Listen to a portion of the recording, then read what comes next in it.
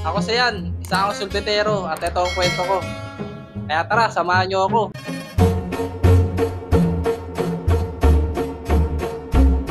Hawak na nga ng utol ko yung dalawang gulong. At eto nga, ibababa na nga niya. Ngayon araw nga kasi, bubuhin niya na yung cart ko. Magtitinda na kasi ulit ako. Nakakabit na yung gulong.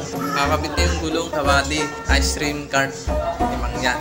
Ito na nga yung body ng cart. Nilalatag na ng utol ko. Kakabitan na kasi niya ng gulong. Kaya ito, kinuha niya na yung gulong. Ito pala yung gulong na nakaraan na kinulayan namin. At ngayon lang namin ilalagay sa body ng cart. Kaya ito, tinutulungan ko na siya para mabilis na maboto. Kasi excited na rin ako makita na boto. At sa loob nga na 6 na taon na pagtitinda ko ng sorbetes, ngayon meron ako sariling cart. Kaya salamat talaga kay Lord dahil sa mga blessing na binibigay niya sa akin. At syempre sa mga solid supporter ko dyan. Sana tuloy lang yung suporta nyo hanggang dulo. At sana hindi kayo magsawa. Salamat talaga sa inyo mga boss. Balik tayo dito sa utol ko. Ito nga, nakabit na nga niya yung dalawang gulong. At tapos na nga sa ginagawa niya. Okay na, nakabit na yung gulong. Ano naman, yung cooler. Ayan na mga boss. Nakabit na yung nakaraan na yung pinulayan namin ng gulong. Nakabit na namin.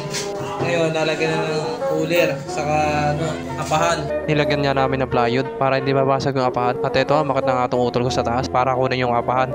Bot, ano nga sabi mo? Humiyan na ako, may karo na ako. May karo na ako, ano sabi mo? Ano?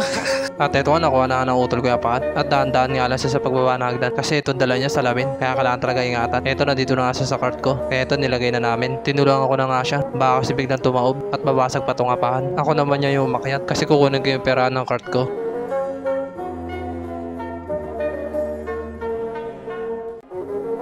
Eto nga, nakababa na nga ako at dala ko na nga itong pera ng cart ko. Kaya pumunta na ako sa cart ko para ilagay na to. Unti-unti na nga siya nabubuo. Kaya natutuwa ako. Tapos nalagay niya apahan. Yan. Bagong-bago. Oh, may sticker po. Sticker yan. May pera. Yan. Popular na lang ulang. Kasi yan, ito yung payungan, tapos lagyan ng camera. Umakat na nga ito sa taas ng dalawang utol ko para kunin naman yung cooler. Kaya ito, inaayos ko na yung body para pag nababa na nila, ilalagay na lang nila yung cooler. Nakuha na nga nila yung cooler sa taas. Kaya ito, binababa na ng dalawang utol ko. Medyo nahihirapan niya sila dyan kasi mabigat to. At ito, nilalagay nila sa body yung cooler. At sakto nga lang sa body na pinagawa namin. Mga boss, nakabit na! Yan.